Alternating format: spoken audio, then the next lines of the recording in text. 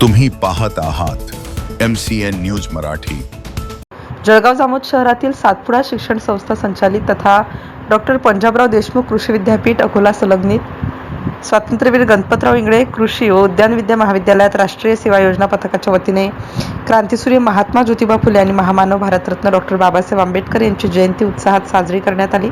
या निमित्ताने दोन्ही थोर विचारवंत महापुरुषांना विनम्र अभिवादन करण्यात आलं। या कार्यक्रमाच्या अध्यक्षस्थानी सातपुडा शिक्षण संस्थेचे संस्थापक अध्यक्ष माजी आमदार कृष्णराव इंगळे हे होते, तसेच संस्थेचे उपाध्यक्ष हरिभाऊ इंगळे यांनी संस्थेचे सचिव डॉक्टर शेषराव भोपळे यांची विशेष उपस्थिती लाभली। यावेळी उपस्थित मान्यवरांच्या हस्ते महापुरुषांच्या प्रतिमांचे पूजन व पुष्पहार अर्पण करून अभिवादन करण्यात आले।